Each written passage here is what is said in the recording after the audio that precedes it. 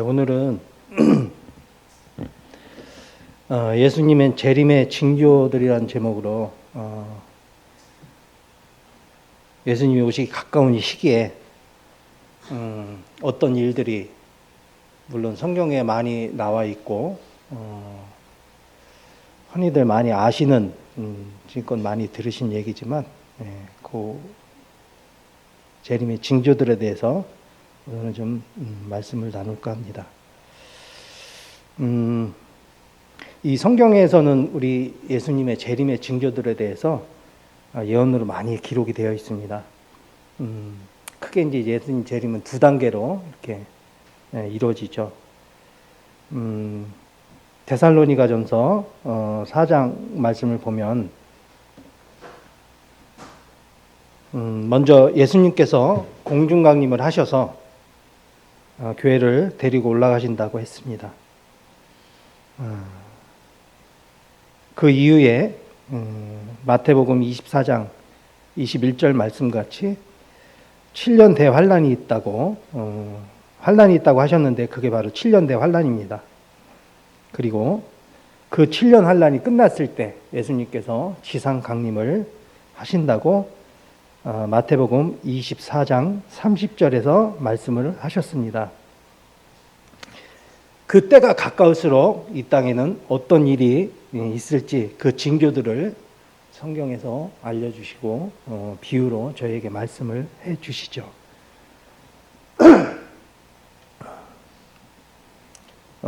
이제 그 전에 이 전 말씀은 개역개정 성경 말씀이었고요.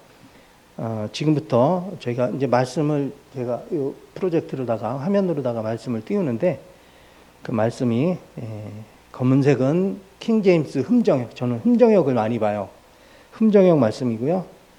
그 밑에 파란색이 개역개정 말씀이니까 오늘은 참고 개역개정 참고하시면서 흠정역 말씀을 주로 읽도록 하겠습니다.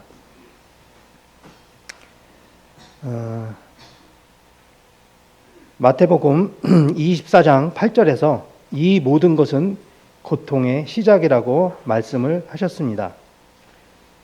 여기서 이 고통이라는 단어는 헬라어로 오딘이라고 해요. 근데 그 오딘이라는 말의 그 의미가 산고의 진통이라고 합니다. 산고의 진통, 뭐 해산의 고통이라고도 하죠. 그래서 그 대표적인 말씀으로 데살로니가전서 5장 말씀이 있습니다. 4장에서는 예수님께서 공중강림하시고 또 성도의 휴거가 있다고 이렇게 말씀을 하셨습니다. 4장에서. 그리고 5장 1절에서 3절에 이렇게 말씀을 하셨어요.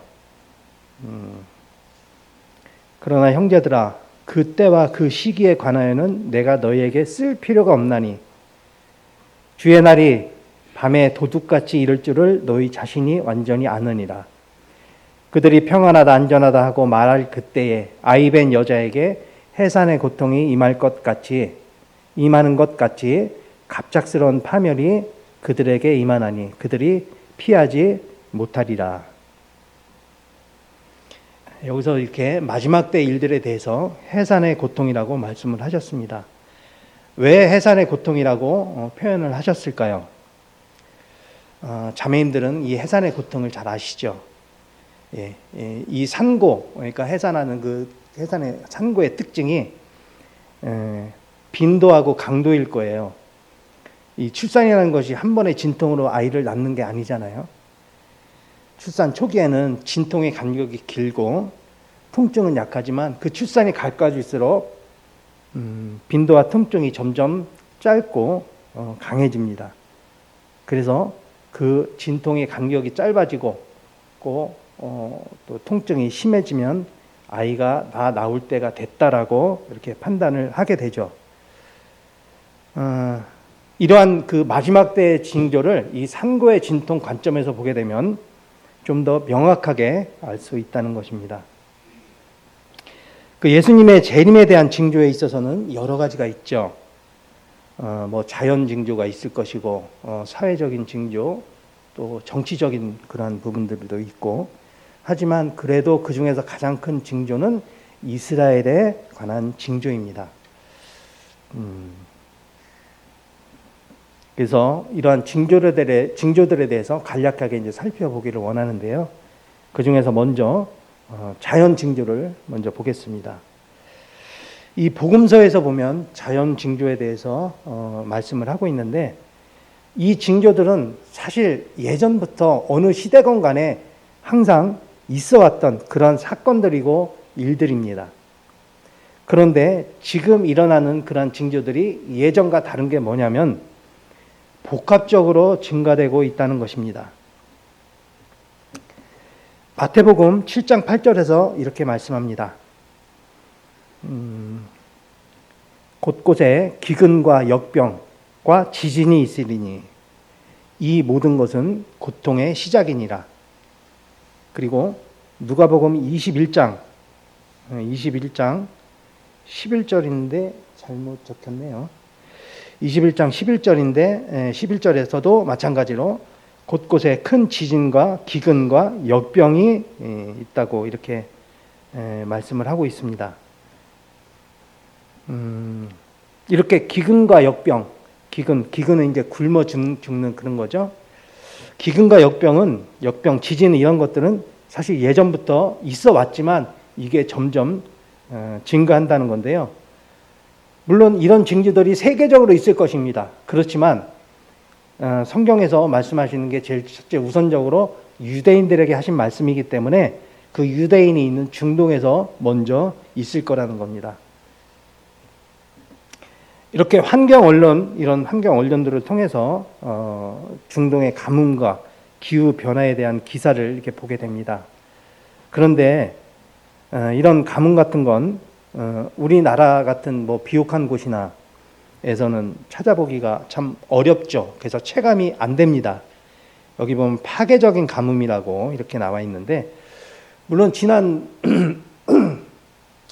여름에 강원도 강릉에서 가뭄으로 참 어려움을 겪기는 했지만 참 우리나라 전체가 그렇지는 않았어요.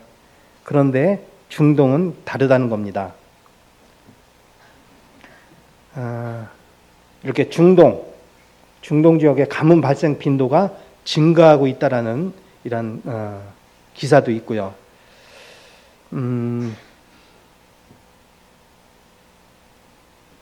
특히 이게 아프리카에서 보면 이 가뭄 지역이 1980년대 이후로 발생 지역이 3배가 넓어졌다고 그런 기사도 있습니다. 참 지진도 마찬가지인데요. 지난 9월에 아프가니스탄에서 6.1 지진으로 수천 명이 사상을 했습니다.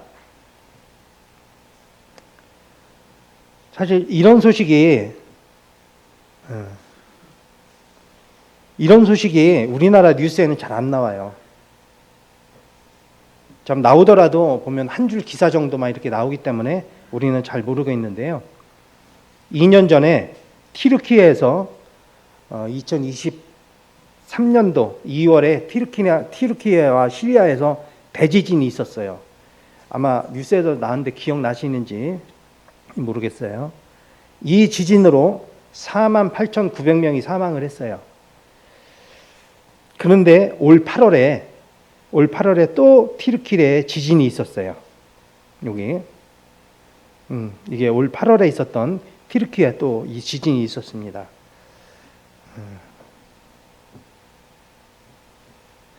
이게 이제 티르키예 지진이었었던 것 같아요.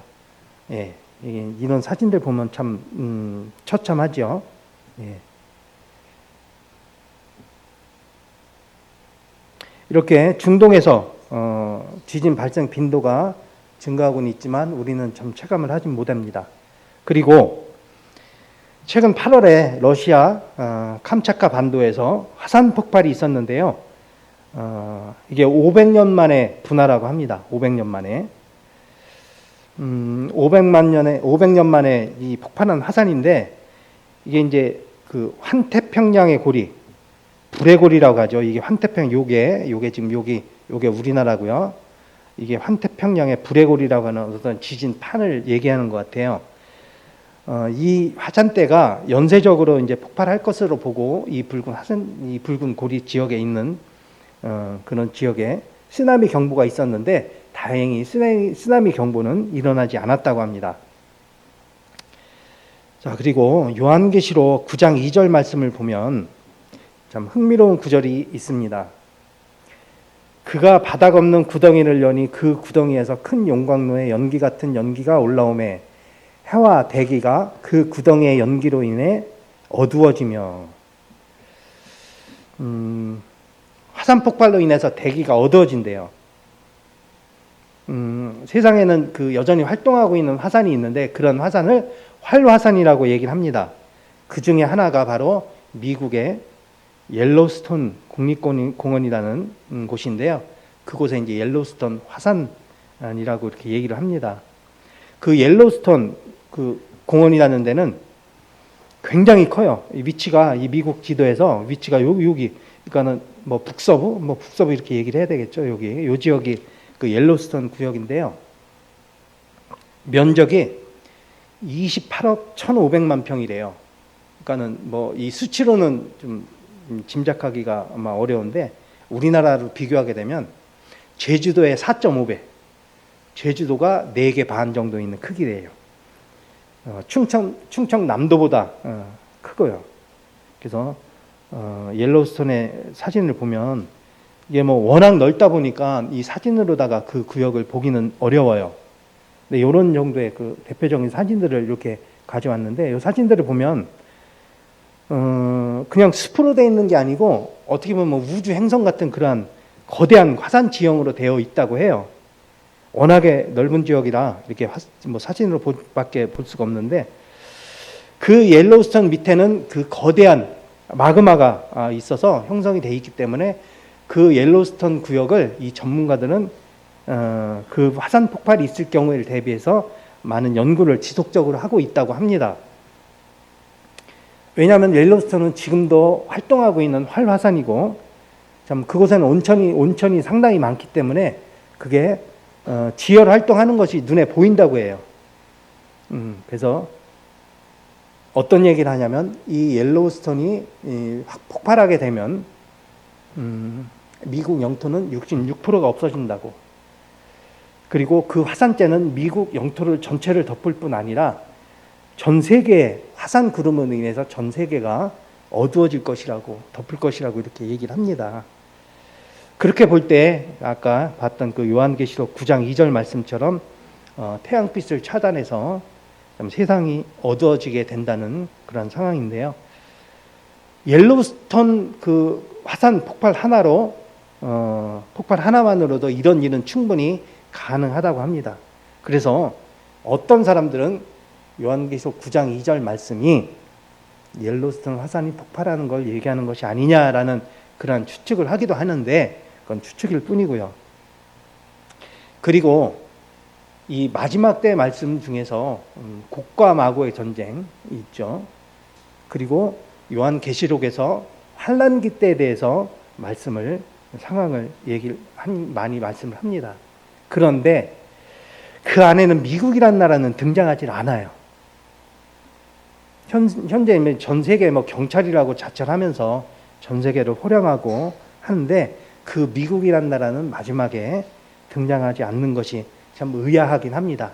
어쨌든 미국에 대한 언급은 없고 그 비슷한 나라도 등장을 하진 않습니다. 그렇다면 그게 아마도 이러한 징조들로 인해서 미국이 사라지는 일이 있을 수도 있다라는 생각을 하게 되죠. 자, 그 다음으로 이제 사회적 징조를 한번 보겠습니다. 이 복음서에서 전염병, 역병 이렇게 말씀을 하고 있습니다.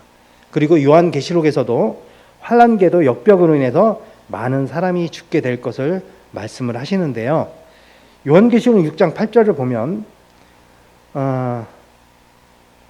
후미에 이에 내가 바라보니 보라 창백한 말이라 그 위에 탄 자의 이름은 사망인데 지옥이 그와 함께 따라다니더라. 그들이 땅의 4분의 1을 다스릴 권능을 받아 칼과 기근과 사망과 땅의 짐승들로 죽이더라. 여기서 말씀하는 이 사망은 헬라어 표현으로 역병, 전염병을 의미한다고 해요. 그 외에도 16장 2절에서도 16장 2절에서도 질병에 관한 말씀을 하고 있습니다. 우리가 몇 년 전이라고 얘기를 해야 되나요? 사실 이 코로나 팬데믹 때문에 많이 고생도 하고 어려움을 겪었습니다. 이러한 경험 때문에 이러한 전염병으로 인한 팬데믹은 언젠가 또 한 번 올 거라는 생각은 누구나 하게 됩니다. 이 사람이 누구냐면 마이크로소프트사의 창업자, 그리고 예전 뭐 지금은 억만장자 하면은 뭐 이제 다른 사람들을 얘기하지만 예전에 억만장자의 그 대명사로 빌 게이츠를 언급을 하고 했습니다. 이 사람이 빌 게이츠라는 마이크로소프트사의 창업자입니다. 최근에 이 사람이 우리나라를 방문을 했는데 그 방한 목적이 백신 동맹이라고 해요. 앞으로 팬데믹이 어떤 전염병이나 질병으로 인한 팬데믹이 또 올 경우를 대비해서 그 전염병에 대한 백신으로 동맹을 맺고 협력을 하기 위해서라고 합니다. 여기 니파 바이러스라는 감염증이 있어요. 이게 이제 니파 바이러스라는 감염증이 1998년도에 말레이시아에서 처음 보고가 된 감염증인데 호흡기와 신경 감염증으로 치사율이 최고 75%에 이른다고 합니다. 그런데 현재까지도 치료제나 백신은 없다고 해요. 그래서 앞으로 전 세계적으로 이 팬데믹에 우려가 있는 감염증 질병으로 이 니파 바이러스가 1급 감염병으로 지정이 됐다고 합니다. 코로나 이후에 5년 만에 이 니파 바이러스가 하나의 바이러스가 또 1급 감염병으로 지정이 된 건데요. 우리나라에서도 이렇게 질병관리청에서도 이런 광고를 하고 있는 것을 봅니다. 그리고 세계보건기구에서도 코로나19에 이어서 다음 팬데믹 후보로 이 니파 바이러스를 지목하고 있다는 것을 알 수가 있습니다. 다음으로 세계 정치적인 그런 징조를 한번 살펴보겠습니다. 이 마이크로소프트사의 창업자인 빌 게이츠가 이런 말을 했어요. 2030년도 안에 우리가 쓰는 스마트폰은 사라지게 될 것이다.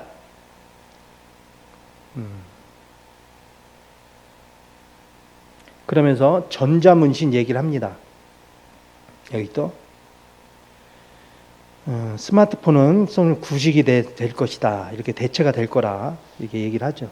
그리고 전자문신이 그 새로운 표준이 될 거라는 얘기. 2030년 안에 스마트폰이 사라지게 된다. 전자문신이 스마트폰을 대체하게 된다는 얘기인데요. 이게 전자문신이라는 게 이제 타투잖아요. 몸에 새기고 하는. 그게 그 안에 스마트폰의 기능이 전부 들어가 있어가지고 뭐 피부에 부착하는 건지 어떤 건지는 정확히는 모르겠는데요. 어쨌든 스마트폰을 대체한다는 건 그 기능 자체가 그 전자문신에 들어간다는 얘기잖아요. 뭐 메시지도 주고받고 뭐 결제도 하게 되고 하는 여러 가지 그런 기능들을 이 전자문신이 대체한다는 건데요. 글쎄 이거를 이해는 하진 못하겠어요. 근데 이 기술은 이미 구축이 돼 있다고 합니다. 그래서 빨리 상용화하자는 목소리도 있다고 해요. 참 이 빌 게이츠라는 사람의 말을 뭐 다 믿거나 그게 이루어진다고 볼 수는 없지만 어쨌든 세계적으로 이 분야에 대해서는 영향력이 있는 사람이다 보니까 또 연관성이 있다 보니까 2030년도 안에 스마트폰이 사라진다는 얘기를 들으면 자, 우린 아직도 성도님들 혹시 스마트폰의 기능 다 알고 계신가요? 제가 보기에는 반도 몰라요. 예, 저도 그렇고 스마트폰의 기능이 굉장히 많은데 그 기능을 다 아는 사람들은 거의 없더라고요. 근데 정말 그렇게 될까라는 이런 의문이 들기도 하죠. 근데 우리 뭐 어디 다른 데 가면 뭐 이렇게 뭐 베리침 666표 뭐 이러면서 이렇게 많이 받으면 안 된다 이렇게 뭐 잘못 알고 이렇게 얘기하는 사람들, 그렇게 광고하고 전도한다고 하는 사람들 봤어요. 뭐 베리칩이라는 게 뭐 몸에 뭘 새겨서 이렇게 한다 뭐 이렇게 그런 얘기를 했는데 이러하고 연동된 그런 얘기가 아닌가 그런 생각을 하긴 합니다. 어쨌든 이런 빌 게이츠가 이런 얘기를 했다는 것에 대해서 2030년도 연도까지 이렇게 얘기를 하면서 또 그러한 기술은 다 나와 있다라고 얘기를 하는 걸 볼 때 정말 가까웠구나라는 생각은 하긴 합니다. 그리고 이제 재림의 징조 중에서 가장 중요하다고 볼 수 있는 이스라엘의 징조에 대해서 알아보겠습니다. 마태복음 24장 32절, 33절에서 이제 무화과 나무의 비유를 배우라. 그것의 가지가 아직 연하고 잎사귀를 내면 여름이 가까운 줄을 너희가 아나니 그런즉 이와 같이 너희가 이 모든 일을 볼 때에 그때가 가까이 곧 문들 앞에 이른 줄을 아느니라. 예수님께서 복음서에서 이스라엘을 무화과 나무의 비유를 하셨습니다. 그래서 지금 이스라엘 상황을 통해서 예수님이 얼마나 가까이 오셨는지, 예수님께서 오실 때가 얼마나 가까웠는지를 분별을 하게 되죠. 마태복음 24장 6절 8절 말씀을 보면 또 너희가 전쟁과 전쟁의 소문을 들을 터이나 주의하여 불안해하지 말라. 이 모든 일들이 반드시 일어나야 하되 아직 끝은 아니니라. 민족이 민족을 왕국이 왕국을 대적하여 일어나고 그곳에 기근과 역병과 지진이 있으리니 이 모든 것은 고통의 시작이니라. 이 징조 중에서 하나 너희가 전쟁과 전쟁의 소문을 들을 터이나 듣는다고 이렇게 얘기를 했습니다. 그리고 그 전쟁이 민족이 민족을 왕국이 왕국을 대적하여 일어난다고 이렇게 말씀을 하십니다. 그런데 중동에서 이스라엘은 참 끊임없이 전쟁을 하고 있고 그 전쟁은 심화되고 있는 것을 알 수가 있습니다. 최근 일을 보겠습니다. 최근 일. 지난 9월 9일 날 이스라엘은 하마스 지도자를 죽이려고 카타르 도하를 공습을 했습니다. 네. 그 일로 인해서 유엔 안보리 긴급 회의가 열렸고 중동의 이슬람권 국가 지도자들은 모여서 카타르 폭격에 대해서 이스라엘을 규탄을 하면서 유엔 자격을 정지해야 된다라고 한 목소리를 냈습니다. 그런데도 이스라엘은 아랑곳하지 않아요. 그 다음 날 가자지구에 탱크를 진입을 시켰고 또 그러자 이제 예멘에서는 이스라엘 휴양 도시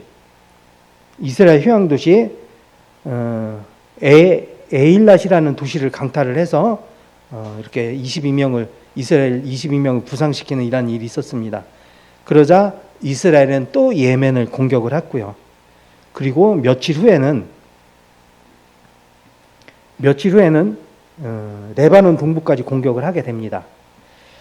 그 일로 인해서 이 마이크로소프트사에서 이 전산 시스템을 담당하는 마이크로소프트사에서는 이스라엘군의 그 클라우드 서비스를 중단하는 그러한 뉴스 기사까지 있게 됩니다.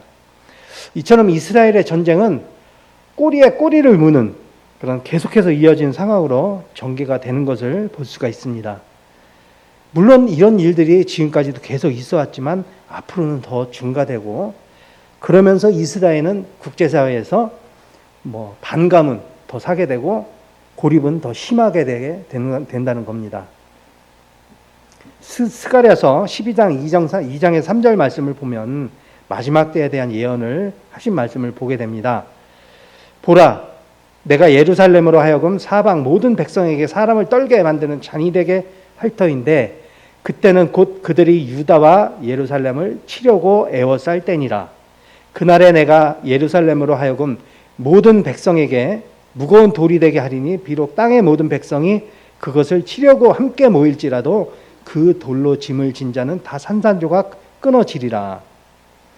모든 민족들이 예루살렘을 대적한다는 일들이 있을 거라는 말씀을 합니다. 그리고 이제 유럽 연합에서도 이스라엘 가자지구 공격에 대해서 무역 특혜를 중단하고 한다는 그런 이스라엘을 압박하는 그런 일들을 볼 수가 있고요. 근데 더 눈에 띄는 것은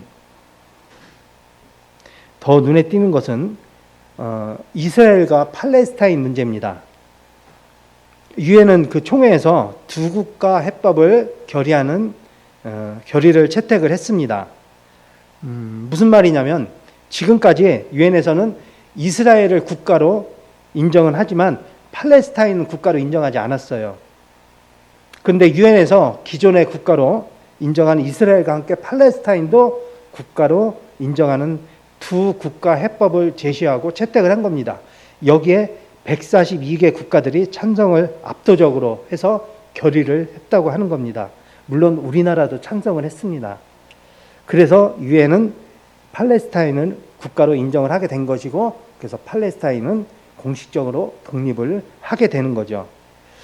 이 부분은 이스라엘에게 아주 민감한 그런 문제고 크게 자극하는 일이기 때문에 이 문제로 인해서 언젠간 전쟁을 불러올 것으로 보여집니다. 그래서 네타냐후, 이스라엘의 네타냐후 총리는 이것 때문에 또 반발하는 것을 볼 수가 있죠.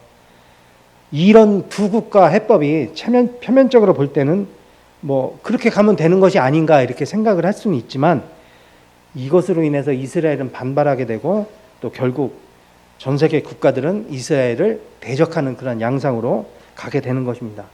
그래서 앞으로 이스라엘의 정세와 확전도 눈여겨볼 일이지만, 어떤 나라가 무슨 목적으로 연합을 하게 되는지도 중요하게 봐야 될 대목이라고 생각을 합니다. 그리고 또 하나 이제 눈여겨볼 일은 다니엘서 9장 27절을 보면 적그리스도가 많은 나라와 한일회 동안에 그 조약을 맺게 되죠. 맺게 되는데 그로 인해서 이제 성전에서 제사를 드릴 수 있는 일이 생기게 될 겁니다. 지금 이스라엘 성전위원회에서는 제3성전을 지으려고 하는 건 다 아시죠? 제가 전에도 이스라엘 제3성전 말씀을 드리면서 붉은 암송아지에 대한 그런 말씀을 드린 적이 있습니다. 민수기 19장을 보면 그 붉은 암송아지에 대한 규례가 나오는데요. 뭐 털이 하나도 없는 이 몸 전체에 뒤덮인 털에서 털이 절대 하나도 붉은색 이외에는 하나도 없어야 되는 그런 소여야지 암송아지 뭐 몇 개월 몇 년이 안 된 그런 소여야 된다는 그런 규정이 있죠. 이 붉은 송아지를 태운 죄로 성전에서 희생물을 드릴 수 있는 제사를 지낼 수 있다는 겁니다. 근데 이 성전위원회에서 지난 7월 총과 7월 달에 이 붉은 암송아지를 희생물로 드리는 예행 연습을 했다고 합니다. 이것은 이스라엘의 성전위원회가 제3성전을 짓겠다는 의지를 표명한 것이고, 또 최근에 두 국가 해법을 연결지어서 이제 성전산에, 이 성전산에는 지금 이슬람 성전이 자리 잡고 있죠. 그렇기 때문에 거기는 유대인들이 갈 수가 없어요. 그곳에 이스라엘에서는 그곳에 제3성전을 지으려고 합니다. 만약에 거기에 제3성전을 짓게 되면은 이슬람과는 큰 전쟁이 생기게 될 것이죠. 그런데 이러한 성전산에 있는 이슬람 성전과 함께 제3성전이 함께하는 어떤 모종의 합의를 본다는 그런 움직임도 있다고 합니다. 이러한 이스라엘의 그런 상황 속에서 예수님께서 다시 오실 날이 얼마나 가까웠는지를 짐작을 하게 되고, 정말 가까운 때가 됐구나라는 것을 알 수가 있는 것이죠. 그리고 예수님의 재림에 있어서 가장 중요한 키워드가 하나 있습니다. 그게 뭐냐면 바로 하나님의 오래 참으심입니다. 베드로 3장 말씀을 보면, 베드로 후서 3장 주께서는 자신의 약속에 대해 어떤 사람들이 더디다고 생각하신 것 같이 더디지 아니하시며 오직 우리를 향하여 오래 참으사 아무도 멸망하지 않고 모두 회개에 이르기를 원하시느니라. 아까 성현 형제가 읽었던 내용인데요. 스포를 안 했는데 이 말씀을 읽어가지고 우리는 때로 예수님께서 오신다고 다시 오신다는 약속을 하셨는데 왜 이렇게 더디어 오시나라는 생각을 할 때가 있습니다. 지금 예수님께서 하늘로 다시 셋째 하늘로 올라가신 지 2000년이 지났습니다. 그러다 보니까 더디어 오신다고 생각을 할 수가 있는데, 그렇지만 예수님께서는 우리 모두가 구원을 받기를 원하시기 때문에 오래 참고 계시다고 이렇게 말씀하시는 것을 볼 수가 있습니다. 예수님께서 공중강림하시죠. 휴거죠. 공중강림하시게 되면 이 땅에서는 믿음을 통한 구원은 끝이 납니다. 공중강림하셔서 교회를 데려가시고 나면 이 땅에는 심판의 때가 시작이 되는 것이고요. 그래서 하나님께서는 이 심판의 때나 심판이 시작하기 전이나 혹은 백성들을 징계하시기 전에는 오래 참으셨습니다. 그 오래 참으시는 것은 성경에서 하나님의 나타나는 그런 하나님의 성품이고 하나님의 말씀이라는 것을 알 수가 있습니다. 베드로전서 3장 20절 말씀을 보면, 이 영들은 노아의 날들의 방주를 예비하는 동안 곧 하나님께서 한 번 오래 참고 기다리실 때 불순종하던 자들이라. 방주 안에서 물로 말미암아 구원받은 자가 몇 안 되니 곧 8혼이라. 이렇게 말씀을 하셨습니다. 노아의 홍수로 하나님께서 세상을 심판하신 적이 있죠. 그 전까지 하나님께서는 불법과 불순종에 대해서 참으로 오래 참으셨습니다. 구약 시대에도 하나님께서 아브라함에게 가나안 땅을 약속의 땅으로 주겠다고 말씀을 하셨고, 아브라함이 네가 이 가나안 땅을 다 정복하지 않고 내 자손들이 정복을 하리라고 이렇게 하셨습니다. 그래서 그런데 하나님께서는 그 이유를 이렇게 말씀을 하셨죠. 가나안 족속의 불법이 아직 다 차지 않았기 때문에, 그래서 이스라엘이 애굽 출애굽한 후에 여호수아 때에 가나안 땅을 정복했고 가나안 족속을 심판을 하셨던 것입니다. 창세기 11장 4절에서 8절 말씀을 보면 바벨탑 사건입니다. 바벨탑 사건인데요. 사람들이 한 언어를 가지고 하나가 되어서 우리가 탑을 쌓아서 하늘에 닿아보자 이렇게 했던 겁니다. 그들이 한 언어를 가지고 있으면서 요즘 말로 선을 넘은 거죠. 그러니까 하나님께서 언어를 혼잡하게 하셨습니다. 하나님께서는 하나님의 영역을 침범을 하셨을 때 하나님께서는 그걸 더 이상 참지 않으셨던 겁니다. 그 소돔과 고모라 때의 말로 멸망의 때를 보더라도 참 세상에 죄와 불법이 가득했을 때 하나님께서 심판하셨고, 또 사람들이 하나님의 그 영역을 침범을 했을 때 그 하나님의 오래 참으심은 분명히 멈췄습니다. 이렇게 하나님께서는 이 불법을 계속 참으시진 않습니다. 언젠가는 끝나게 하십니다. 그 하나님께서 오래 참으시는 그 때가 뭐 세상의 죄가 어느 정도까지 찰 때인지, 아니면 복음이 어느 정도까지 전해질 때인지 우리는 알 수는 없지만 하나님의 명확한 그 기준은 있다는 것을 기억을 하시고 재림의 징조에 대해서 생각을 하시면 좋을 것입니다. 그렇다면 우리는 이 마지막 때를 어떻게 살아야 할까요? 베드로서 4장 7절에서 9절에서 우리 마지막 때의 자세를 이렇게 말씀을 하고 계십니다. 오직 모든 것의 끝이 가까이 왔으니 그러므로 너희는 정신을 차리고 깨어 기도하라. 무엇보다 너희끼리 뜨겁게 살아가라. 사랑은 허다한 죄를 덮느리라. 우린 참 시시때때로 보면 좀 생각과 마음이 다른 데 사로잡혀서 살 때가 있습니다. 그러지 말아야 한다고 말씀을 하시는 겁니다. 내 정신이 그 세상적인 것들에 사로잡혀 있고 또 사로잡혀 있지 않고 하나님께 온전히 고정되어 있으면 그게 바로 정신을 차리고 깨어있는 삶인 것입니다. 그리고 무엇보다 너희끼리 뜨겁게 사랑하라. 이렇게 말씀을 하십니다.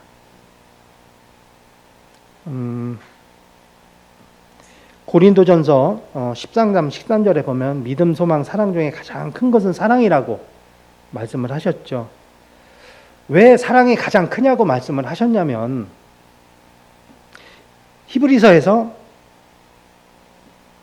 믿음은 보이지 않는 것들의 증거라고 하셨습니다. 근데 예수님께서 이 땅에 다시 오시고 저희를 데리러 오셨다고 하면 우리가 예수님을 본다면 믿음은 필요가 없는 거잖아요. 우리가 뭐 예수님을 봤는데 믿음이 무슨 필요가 있어요. 바로 앞에 계신데. 또 예수님께서 다시 오시면 소망도 필요 없게 되는 거고요.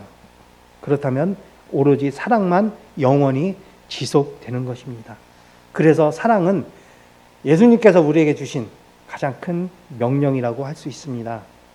사랑의 장이라고 불리는 고린도전서 13장에서도 이렇게 말씀을 하죠. 사랑이 없으면 소리나는 징과 울리는 꽹과리가 되고, 사랑이 없으면 내가 아무것도 아니고, 사랑이 없으면 그것이 내게 아무 유익을 주지 못한다고 말씀을 하고 계십니다. 그래서 아까 베드로전서 4장 8절에서 말씀하신 것 같이 무엇보다 너희끼리 뜨겁게 사랑하라고 말씀을 하신 것입니다. 예수님께서 십자가에 매달리셨을 때 6시간 동안을 매달려 계셨죠. 근데 십자가 처형이라는 게 십자가에 매달려서 팔에 손에 못을 박고 그 못에 박힌 상태로 십자가를 세워서 땅에 툭툭 박으면 어깨나 관절 부위가 다 탈골이 된다고 합니다. 그리고 발에 박힌 못을 그 통증을 또 감내를 해야 되고요. 그 상태에서는 숨 쉬는 것조차도 어려울 것입니다. 그래서 예수님께서는 그런데도 십자가에서도 예수님은 이런 말씀을 하셨어요. 아버지여, 저들을 용서하여 주옵소서. 저들은 자기들이 하는 일을 알지 못하나이다. 이렇게 그 고통 가운데서도 저희를 먼저 생각하는 말씀을 하셨습니다. 이게 바로 사랑입니다. 예수님께서 희생을 통해서 보여주신 우리의 참 사랑입니다. 그래서 사랑은 주님께서 우리에게 주신 그 준 명령이고 또 영원히 지속되어야 된다는 것을 알 수가 있는 것이죠. 로마서 5장 8절에서도 우리가 아직 죄인 되었을 때 그리스도께서 우리를 위해 죽으심으로 하나님께서 우리를 향한 자신의 사랑을 당당히 제시하시느니라. 주님께서 죽으심을 통해서 우리에게 사랑을 제시하셨고, 이게 우리에게 그리스도에게 주어진 가장 큰 명령이라는 것을 알아야 할 것입니다. 그리고 주님께서 우리를 심판하실 때 우리의 삼국과 관련된 그런 말씀을 좀 보겠습니다.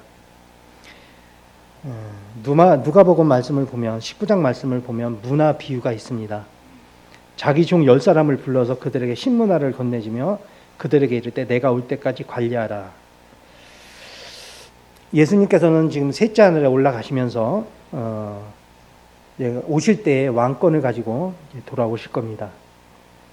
그 전에 우리에게 10명에게 각 1문화씩 10문화를 주셨다고 했습니다.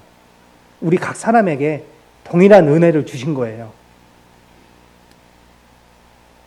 동일한 환경에서 우리가 이렇게 동일하게 거듭남으로 받은 이 은혜를 예수님께서 다시 오실 때까지 참 소망을 가지고 살아가게 되는 것이죠. 그래서 우리 각 사람에게 주어진 시간, 그런 한 번뿐인 인생, 환경 이런 안에서 예수님의 기쁨과 영광을 위해서 참 살아가는데 어떤 삶을 통해서 우리가 주님께 영광을 드리고 기쁨을 드려야 하는지 아마 성도님들은 다 아실 겁니다. 고린도후서 5장 9절에서 10절에서 그리스도의 심판석을 말씀을 하셨습니다. 이 그리스도의 심판석은 지옥 가고 천국 가는 심판이 아니에요. 이미 구원받은 성도들이 이 세상에서 한 번 사는, 그냥 한 번 주어진 인생을 어떻게 관리했고 이 관리한 우리 인생을 통해서 참 주님께 어떤 보상과 칭찬을 받기 위해 노력하고 상급을 받기 위한 행위를 했는지를 하는 상급의 심판입니다. 이 심판석에서 우리 모두가 참 부끄럽지 않은 그런 주님을 기쁘시게 하는 그런 심판을 받기를 소망할 뿐입니다. 마지막으로 고린도 후서 3장 7절에서 15절까지 읽고 마치도록 하겠습니다. 제가 읽겠습니다. 이 말씀을 잘 음미를 해 주시기 바랍니다. 지금 있는 하늘들과 땅은 주께서 같은 말씀으로 보관하사 경건치 아니한 사람들의 심판과 멸망의 날에 불사르기 위해 예비해 두셨느니라. 그러나 사랑하는 자들아, 주께는 하루가 천년 같고 천년이 하루 같다는 이 한 가지 사실에 대하여 무지한 자가 되지 말라. 주께서는 자신의 약속에 대해 어떤 사람들이 더디다고 생각한 것 같이 더디지 아니하시며 오직 우리를 향하여 오래 참으사 아무도 멸망하지 않고 모두 회개에 이르기를 원하시느니라. 그러나 주의 날이 밤에 도둑같이 오리니 그 날에는 하늘들이 큰 소리와 함께 사라지고 원소들이 뜨거운 열에 녹으며 땅과 그 안에 있는 일들도 불태워지리라. 그런즉 이 모든 것이 해체될진데 너희가 어떤 사람이 되어야 마땅하겠느냐.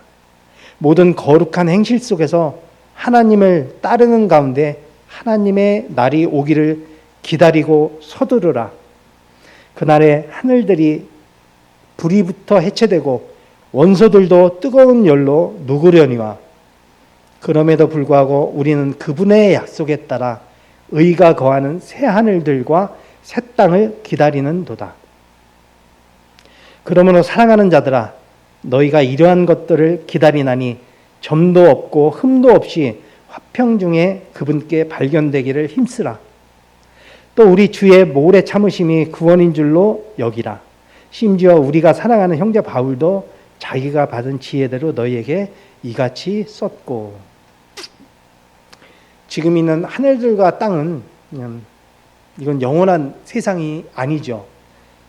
지나가는 세상입니다. 그래서 우리는 지금 이 세상을 나그네 삶이라고 얘기를 합니다. 예수님께서 다시 오실 때 우리는 어떤 모습으로 예수님을 맞이할지를 생각을 해보세요. 만약에 예수님께서 다시 오신다면 우리 교회는 어떤 모습으로 있을지 또 발견될지, 나는 어떤 모습으로 맞이하게 될지를 상상을 하시면서 그리스도인으로서의 신실함을 잃지 않으시기를 바라겠습니다.